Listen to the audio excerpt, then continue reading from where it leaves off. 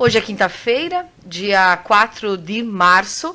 Nós estamos recebendo nas dependências da Rádio Rosário hoje o médico doutor Enio Luiz Massolini. Ele é diretor técnico do Hospital Nossa Senhora do Rosário. E a motivação da sua vinda aqui hoje é falar à comunidade serafinense e regional também sobre a situação da pandemia, principalmente no município de Serafina Corrêa. Nós conversaremos sobre o assunto ao longo desse quase um ano de pandemia, desde o primeiro caso aqui em Serafina Corrêa, e também como vem sendo desempenhado o trabalho no atendimento, na recepção a esses pacientes que agora estão internados no hospital. Seja bem-vindo à Rádio Rosário, doutor Enio. Nós nos sentimos lisonjeados do senhor ter aceito o convite da Rádio Rosário e vir falar sobre esse assunto que está deixando todos tão preocupados e aflitos. Bom dia. Bom dia, eu agradeço a oportunidade de estar aqui nesse momento para tentar conversar alguma coisa para o povo de Serafina e da região do que realmente está acontecendo com o Covid na nossa região. Essa doença é uma doença que começou praticamente há quase que um ano e 5, 6 meses lá na Europa, da China, depois na Europa, e foi se estendendo aqui para o Brasil. No Brasil praticamente faz um ano e pouco que essa doença começou. Uma doença bastante nova, que os médicos não tinham conhecimento de como ela se comportaria. E, felizmente, nós tivemos uma exacerbação, assim, um aumento dessa doença no último mês em todo o Brasil. É uma doença bastante importante, é uma doença bastante grave por todos os... que o pessoal está acompanhando, o pessoal está vendo, por todos os danos que ela vem causando. Uhum. E, doutor Enio, é praticamente um ano aqui na nossa cidade, desde o primeiro caso, lá em março de 2020. Desde então, foram vários momentos de surto em empresas, alguns internados, infelizmente óbitos, mas agora, nos últimos dias, teve, assim, uma aceleração no número de contágios e de pessoas sintomáticas, mas o que reflete principalmente o número de internados aqui no município, inclusive com gravidade. O que aconteceu, na verdade, o histórico da doença, ela veio, se instalou, muita gente aqui. Serafina foi um dos municípios primeiros aqui do Rio Grande do Sul a receber toda essa carga desse vírus. Sim. Tanto é que a grande empresa aqui da cidade tomou várias medidas. Por quê? Porque explodiu a doença. Então, praticamente, nós aqui em Serafina estávamos cheios e a região aqui praticamente tinha muito poucos. Esse fato de ter começado muito cedo e muita gente ter pego essa enfermidade, inclusive dentro dessas empresas, e muitos não ter sofrido sequelas em função disso, praticamente não deram tanta importância para a gravidade que essa doença viria a ser posteriormente. Então, hoje aqui nós temos já um quadro que bastante complicado em relação a essa doença. Ela começou de uma maneira, assim, vamos dizer assim, mais leve, em determinados lugares do país, onde não existia uma estrutura hospitalar suficiente para atender todas as pessoas. Deu o pano, que você sabe de tudo que aconteceu, os hospitais que não tinham condições, por não ter aquela estrutura que todos nós aqui tínhamos, aqui no Rio Grande do Sul. O Rio Grande do Sul se preparou muito bem para essa doença, mas infelizmente agora, nesses últimos tempos, houve uma mutação desse micróbio, vamos dizer assim, desse vírus. O vírus é o micróbio que está causando essa doença. Houve uma mutação desse micróbio. O que é uma mutação? Antes ele causava um determinado dano para as pessoas. E ele sofreu uma modificação. Ele tem uma carapaça, assim, uma parede, e essa parede sofreu uma modificação. Que os médicos estão perdidos, os médicos não sabem direito tudo o que está acontecendo, só sabem que tem essas variantes. Então, o vírus se transformou. Então, aquilo que estava sendo já uma doença, que já estava sendo disseminada, e como as pessoas já estavam recebendo uma certa imunidade, porque muitos tinham passado já por essa doença e não tinha causado, para muitos causou gravidade, mas para os outros não causou, e elas não acharam que era uma doença benigna, mas agora não. Com essa mudança que teve, ela se tornou muito mais agressiva. A agressividade dela é grande demais, porque antes nós tínhamos ocasionalmente, vinha de vez em quando, alguém com Covid, coisa assim, com complicações do Covid, digo eu. Bastante gente com Covid, mas poucas complicações do Covid. A morbilidade que se chama, doutor? Morbilidade, isso exatamente. Agora não. Com essa mudança que teve, No último mês praticamente se espalhou. O Brasil inteiro constatou assim, uma disseminação total. Tanto é que a gravidade, se fala muito assim, os cientistas estão totalmente perdidos, os médicos estão perdidos. Os médicos não sabem o que fazer com essa doença. E quem está na linha de frente, que atende esses doentes, como é o caso, por exemplo, eu também tenho participado desde o início dessa doença, sempre tenho atendido o pessoal com Covid. A gente nota a diferença desses últimos dias. Então, não só uma diferença do ponto de vista de contaminação, mas a maneira como essa doença está se comportando nos doentes. Sim. Então pode-se dizer que está sendo tratado os sintomas e não a doença? Quanto ao tratamento para essa doença, é só a vacina. Sim. Somente a vacina vai erradicar essa doença.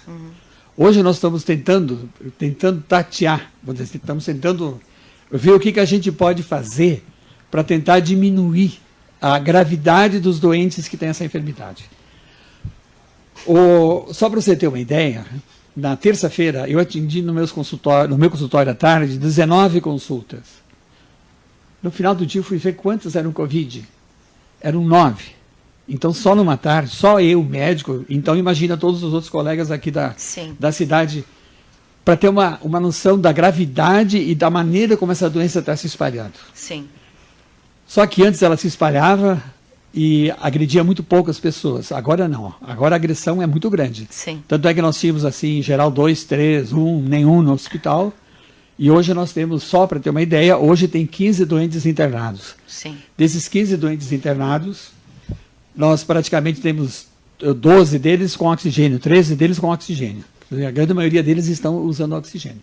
Tem uma equipe muito bem formada aqui no hospital, doutor Ítalo, doutor Paulo, doutor Roberto, as enfermeiras, todo o pessoal assim, extremamente empenhados em tentar ajudar esse pessoal.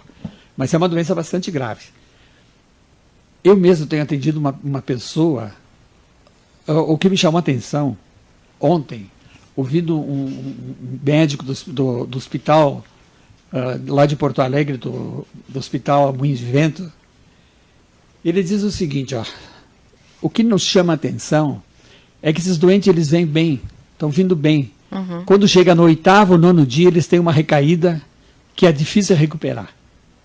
E casualmente nós constatamos, essa pessoa que faleceu, aconteceu exatamente isso. Ela vinha bem, ficou 4 dias, no 4º dia do hospital, no 5º dia, ela começou a ter uma queda, ela já tinha doença anterior. Até aos 8 dias, ela teve uma queda assim, em 24 horas, assim, uma queda brusca. Onde ela passou por a quantidade de oxigênio que a gente conseguia medir, de 94, 95, 96, e ela começou a cair, de uma maneira, não adianta você querer aumentar o oxigênio porque eles não respondem. O que está acontecendo no pulmão dessas pessoas? Como essa doença está agindo nessas pessoas? É uma doença que não se conhece, é uma doença nova. Os médicos, eu mesmo vi esses dias um profissional do Hospital Conceição dizendo, nós estamos perdidos, os médicos não sabem o que fazer. E é exatamente por isso, de tantas mortes, porque não se sabe qual é o tratamento ideal, a não ser a vacina que vai vir lá atrás, que está começando a vir. Eles fazem o seguinte, essa doença, quando o micróbio se instala no organismo, ele na verdade não fica tanto tempo, ele, em geral, ele não fica tanto tempo no organismo, ele tem um ciclo, que em geral esse ciclo ele é de 15 dias. Então a pessoa pega a doença, depois entra em contato com alguém que tem o Covid. Em geral, 3 dias depois, de 2 a 3 dias, é o período de incubação, ou seja, o período que esse vírus se instala na pessoa. Se instala. Depois que ele se instala na pessoa, ela começa a se sentir sintomas. Se manifesta. Então, em geral, se manifesta. Então, do 4º dia que ela pega essa doença, até 10 dias, vamos dizer assim, desde o início dos sintomas, conta 10 dias, é o período onde elas podem transmitir para outros. Isso que é o que ocorre. Mas, na verdade, por que umas ficam mal e porque a grande parte das pessoas não ficam mal? Essa eu acho que é uma das maiores dúvidas. Exatamente. Se sabe que tem predisposição familiar, determinadas, esse Covid, eu sempre digo assim, esse bichinho, tu tem que ter um melzinho dentro dele para que ele venha e se encaixe. Ou seja, tu tem que ter alguma coisa especial que ele goste e ele vai lá e se instala em ti. Esses aí que complicam. Como se ele escolhesse. Como se ele escolhesse. Por exemplo, nós pegamos determinadas famílias que elas ficam todas ruins. Nem todas, eles chegam a pegar o Covid, claro que, não estou dizendo todas, eu estou falando determinadas famílias. E eles arrasam a família inteira, quer dizer, toda aquela família fica ruim. Fica mal. Fica mal. Por quê? Porque elas têm aquilo que o vírus quer. Que seria delas. da genética da pessoa? Provavelmente um problema genético, alguma coisa que a medicina ainda não sabe, mas Sim. que eles se instalam direito, se encaixam nessa doença Sim, mas aqui, vou dizer assim. Muito provavelmente está em estudo isso também, para que... Qual é o grande problema as complicações gerais dessa doença é muito cedo para dizer. Mas o principal, que tá matando tanta gente no Brasil, o que é? Na verdade, esse vírus, quando ele se instala, ele provoca uma fibrose. O que é uma fibrose? A principal maneira como ele se comporta é tipo uma cicatriz. Ele cicatriza os brônquios, aonde tem que passar, os canos, aonde tem que passar o ar, Sim. eles começam a endurecer. Eles não têm mais elasticidade e não deixam passar o oxigênio como precisa. Outra coisa, provoca pequenas hemorragias. Pequenas hemorragias no pulmão. No pulmão. E essas pequenas hemorragias vão causando uma obstrução também nessa circulação do sangue no pulmão. Porque o sangue tem que passar no pulmão para receber o oxigênio. Sim. Então, se eu tenho menos ar que entra, por quê? Porque a fibrose provoca isso. E eu tenho pequenas hemorragias lá na parte terminal do pulmão, onde se tem essa troca do ar entre o sangue e o pulmão, aí a pessoa não vai consegue se respirar mesmo. comprometendo. Esse é o grande problema que está acontecendo. Sim. Outra coisa, o raio-x, a gente chega assim, ó, isso tudo vou falando por coisas práticas, tá? Tá, do teu dia a dia, do meu dia a dia. Às vezes tu olha para o raio-x, nós somos acostumados a ver pessoas que têm doença pulmonar obstrutiva crônica. O que é isso? Aqueles que fumam bastante. O enfisema. Que eles têm aquelas, tu olha assim, o pulmão deles parece assim, aquele raio-x cheio de árvore, como se fosse cheio de galhos secos. Determinadas pessoas, a grande maioria dos que têm Covid, tu olha, eles têm aquela mesma imagem. Então tu olha para ele dizer, não, tá tudo bem. Tá tudo bem, tá tudo bem. Agora tu vai lá ver a quantidade de oxigênio que ele tem no dedinho dele com os aparelhos, ele está com 93, 92, 94. E a gente sabe que quando chega a um nível de 92, bom, 90 para baixo ninguém poderia ter. Porque daí já é um caso grave. O ideal... O ideal é que sempre fica acima de 90. Aliás, o ideal não, o ideal é que fica 96, 97, por ali. Agora, quando chegar em 92, 93, já começa a se tornar crítico. O cara já precisa estar no oxigênio. Isso que, de fato, é a maneira como se comporta. Então, às vezes, engana. Ó, eu vi um raio-x lá do canal, esse raio-x está bom. Hoje de manhã aconteceu comigo isso. Eu vi o raio-x do doente, ó, tá bom, vou lá medir a oximetria dele lá embaixo. E são, assim, evoluções que são muito rápidas de acontecer. Estou bem hoje, daqui 24 horas, se foi. Sim. É o que aconteceu com essa doente. 24 horas ela estava conversando contigo normal, Sim. como se nós estamos... Como a gente está conversando e agora de repente... aqui. 24 horas depois. Doutor, então, assim, se falando dos pacientes lá no início, até poucos dias se falava muito das pessoas imunodeprimidas, com comorbidades e os idosos. Mas agora o cenário é outro, doutor. O cenário é outro, totalmente outro. Esse vírus se constata que ele é um vírus extremamente agressivo, é muito relativo à opinião dos médicos. Eu vi médicos do Hospital Conceição falando... Conceição é de Porto Alegre. De Porto Alegre, falando que eles são hospitais que têm grande volume em função das UTIs que eles têm. Eu vi os médicos dizendo que a agressividade deles é 10 vezes maior. Outros já falam em menos. Eles falam em 4 a 5 vezes maior. Por isso que eu digo, os médicos estão tateando. Sim. Mas se antes uma pessoa transmitia para 2, essa mesma pessoa hoje transmite para 6. Então houve essa mudança que teve esse micróbio, ele se dissemina muito mais rápido, quer dizer, ele se espalha muito mais rápido. E é muito mais agressivo. E ele já não escolhe mais os velhos, não. Ele está escolhendo pessoas jovens. Então, por exemplo, aqui no nosso hospital, você vai lá ver agora, qual é a média? Desses 17 que tem lá, mais da metade são jovens. Mais da metade são jovens. Jovens que eu digo são pessoas abaixo de 50 anos. Sim, tanto é que hoje, nesses hospitais grandes aí, eles estão considerando pessoas com 60 anos não mais como velhos. Não. Mas como jovens. Sim. Porque a doença desceu na idade. Todo o comportamento do vírus mudou, né? A transmissão, os sintomas, a quem ele afeta com mais gravidade. Então, se ele é 10 vezes mais agressivo do que antes, por isso que se espalhou. Tu vê de sair da rua, todo mundo, grande parte das pessoas, eu estou gripado. Agora não é época de gripe, mas tu vai analisar eles, se tem alguém que tem sintoma de gripe, já vai lá e faça o teu testezinho, porque provavelmente você está com Covid. Doutor Enio, e o tratamento? Se fala do tratamento precoce, se fala do tratamento pós-diagnóstico, para quem está em casa, né, isolado, para quem está internado, o senhor falou do oxigênio. O tratamento precoce, vamos dividir assim o tema. Primeiro, se fala em tratamento assim para prevenção da doença. Sim. Tá. Até agora, se você vai entrar, tu vai entrar na maior controvérsia possível quando você entra num assunto desse. Os médicos defendem que não tem que fazer nada, os médicos... Eu vou dar a opinião do que o pessoal do Hospital Nossa Senhora da Conceição em Porto Alegre falaram nesses dias. Inclusive um rapaz, um médico, falando para o nosso grupo, da nossa turma médica, ele dizendo o seguinte: a única coisa que nós podemos dizer para vocês, usem ivermectina cada 15 dias, um comprimido, para tentar evitar essa doença. Porque a ivermectina não vai causar problema nenhum. Isso é o que ele disse, isso é o que se preconiza para você evitar. Não significa que você tomando ivermectina você não vai pegar a doença. O que se faz é o seguinte: quem está usando ivermectina, no momento que pegar a doença, ele vai pegar de uma maneira muito mais fraca, vamos dizer assim. Não vai ser tão intensa. Então ele diminui, vamos dizer assim, a capacidade de poder de doença que tem o micróbio. Isso se fala em prevenção. Quando começam os primeiros sintomas, aí nós entramos numa área que é uma discussão muito grande. Entre nós colegas aqui mesmo em Serafina, tem uns que têm um pensamento, tem outros que têm outros pensamentos.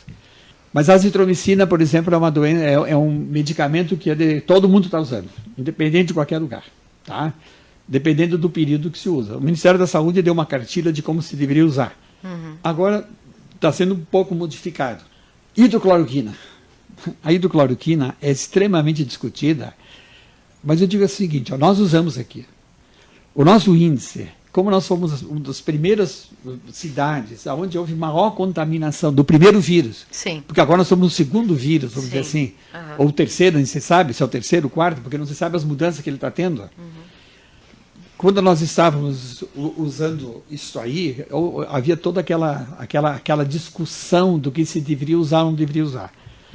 A hidrocloroquina se fala muito em problemas que ela pode causar, em complicações. Ela não causaria complicações em quem usa por um período muito curto. Não causaria isso aí. Porque grande parte desses infectologistas que estão falando dos problemas que a hidrocloroquina pode causar, eu digo uma coisa: esse pessoal não conhece direito. Porque se você pegar os reumatologistas, grande parte deles usam a hidrocloroquina durante anos para pessoas que têm artrite reumatoide. Aqui em Serafina mesmo eu conheço mais de 10 pessoas que usam a hidrocloroquina, que o nome comercial é Roquinol, um deles, usam de rotina, usam por mais de anos. E nós tivemos, por exemplo, um dos primeiros casos que teve aqui em Serafina, que é onde a doença estava começando, que ele veio a falecer, que todo mundo sabe quem é. A esposa dele, por exemplo, usava a hidrocloroquina de rotina, e ela não pegou a doença. Não teve. Entendeu? E ele grave faleceu. Exato. Então é o seguinte, isso aí depois se usa um problema, quando a parte inicial da doença, do tratamento precoce, seria a azitromicina, seria isso aí, seria a dexametasona. Qual é a função da dexametasona? Que no pulmão ela não provocaria aquela inflamação que provocaria aquela fibrose, aquela cicatriz que eu te falei no início da nossa conversa. Se usa remédio para afinar o sangue. Para quê? Para que evite aquelas pequenas hemorragias que costumam dar um nível da parte final do pulmão. Então seria esse tratamento ali. Depois, quando chega no hospital, bom, aí você vem com todas as outras coisas. As pessoas morrem do Covid, morre das complicações que o Covid provoca. Sim. E nós não podemos esquecer das complicações secundárias do Covid. De imediato, vamos dizer assim. Sim. De imediato. Sim. Que é a pneumonia. Grande parte deles acabam provocando uma pneumonia. Então, você faz lá os exames deles e mostra lá uma leucocitose, ou seja, os glóbulos, tem um tipo de glóbulo que sobe nas bactérias, tem uns que sobem quando tem vírus, coisa assim. Então, vamos ver que ele tem uma infecção bacteriana. Aí ele já está com uma infecção secundária, que é a pneumonia, que é a grande complicação das pessoas que venham a falecer.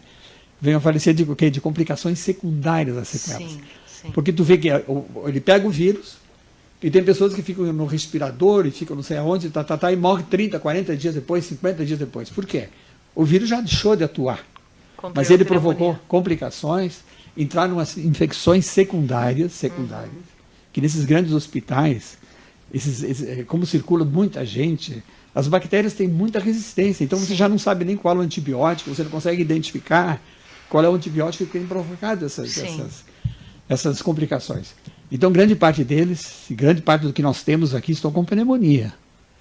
Eles já passou o período do Covid deles, das complicações do Covid, mas eles estão com pneumonia. Então, eles já estão com o quê? Com processo secundário que está atuando sobre eles. Doutor... Aí já é outra coisa no hospital, tu tem que entrar com antibióticos apropriados para isso aí. Quando baixar a oximetria, tu tem que botar essas pessoas no oxigênio, porque senão é um ciclo vicioso.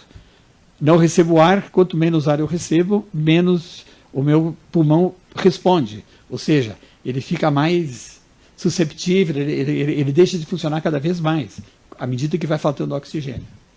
Doutor Enio, aí com o tratamento, o senhor falava que a única coisa que fará com que o vírus desapareça será a imunização, a vacina. Todo mundo vai ter que fazer a vacina. Todo mundo vai ter que fazer a vacina. A vacina é uma coisa assim, por que está demorando um pouquinho aqui no Brasil a vacina? Eu acuso muito o governo, que o governo não faz nada, não sei o quê, não sei o quê. Agora mesmo o Ministério, a Assembleia Legislativa do país autorizou que os estados e os municípios sejam responsáveis por determinadas vacinas. Ou seja, vou te explicar melhor. Nós temos aqui a Coronavac. Até agora tem duas aqui no país que estão atuando, a Coronavac e aquela de Oxford. A Coronavac, ela te dá uma cobertura somente de 52%. Ou seja, tu tem que fazer 2 vacinas por um período de 15 ou 28 dias. Essas vacinas, elas demoram mais 30 dias para provocar, para começar a ter uma defesa. E quando tu terminar toda a sequência das 2, tu te imunizou pela metade. Então não significa que tu não vai pegar de novo a doença. Mas é uma coisa que a gente tem. Essas outras vacinas, elas já têm uma abrangência maior. Elas dão até acima de 80% de segurança quanto ao... O que está acontecendo no Brasil? Por que está demorando tanto? Agora o Brasil fechou, hoje, parece ontem, fechou com a Pfizer e com um outro laboratório, que vão dar grande quantidade para o Brasil. Por quê? Porque o Congresso aprovou uma lei no qual os municípios e os estados são responsáveis por essa vacina. Sim. O que estava acontecendo com a Pfizer, onde grande parte da vacinação dos Estados Unidos é feita pela Pfizer, ela não aceitava que o governo federal nosso aqui a responsabilidade sobre a vacina. Sim. O governo tinha que assumir essa vacina. Então tu imagina a dificuldade que tem também um dirigente de assumir a responsabilidade. Bom, tudo bem, vamos aplicar a vacina da Pfizer para todo mundo, que é a mais eficiente, não sei o que, uma das mais eficientes. O que acontece?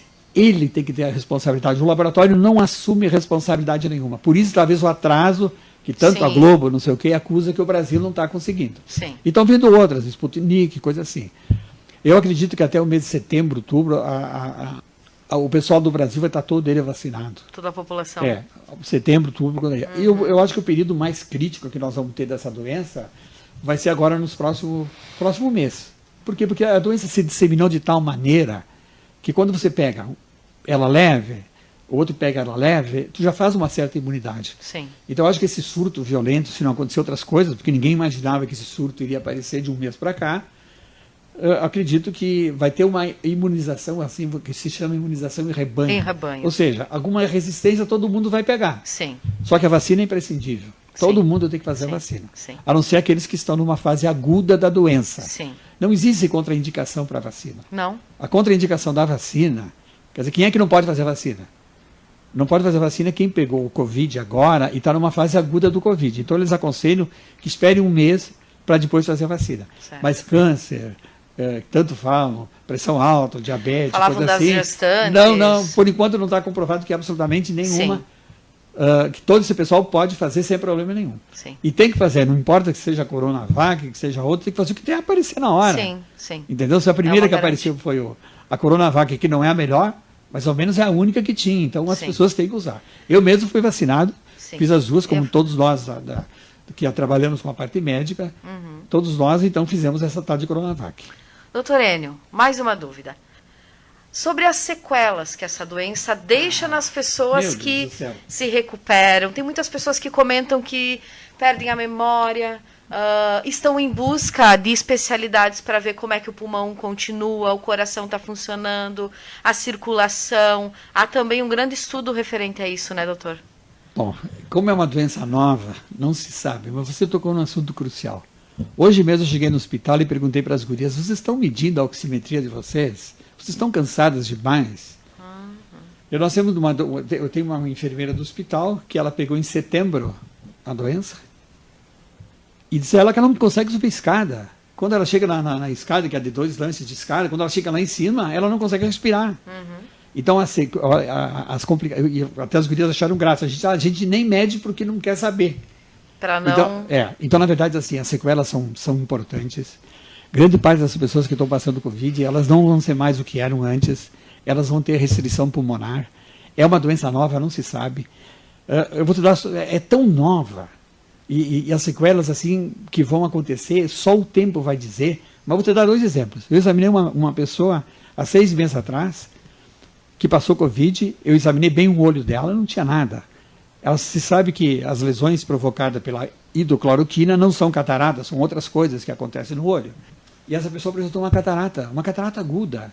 Ela não teve inflamação, ela não teve nada no olho, ela não teve dor, não teve nada. Simplesmente chegou e disse, eu não enxergo. Vou lá examinar e tem uma catarata. A catarata não se instala em 6 meses. É uma doença que vem devagarinho, a não ser quando tem um processo infeccioso, agudo, mas aí chama atenção, porque ela vem com aquela inflamação, com aquela coisa no olho. Essa não. Foi uma maneira surda de aparecer essa catarata. Provavelmente foi uma complicação do Covid que ela teve. Outra moça que eu atendi, até de Guaporé, ficou internada aqui no nosso hospital durante uns 10 dias. Ela tem umas manchas pretas na pele. Faz 2 meses essas manchas não desaparecem. Então, essas são pequenas sequelas, vamos dizer, que pode acontecer. Mas a grande sequela vai ser o que vai causar no pulmão. Assim como o cigarro, aquelas coisas, depois de tantos anos, vão provocar aquela falta de ar, aquela fibrose, aquela cicatrização, vamos dizer assim, do pulmão, vai acontecer com esse pessoal todo. Sim. Eu conheço uma pessoa que desenvolveu arritmia cardíaca.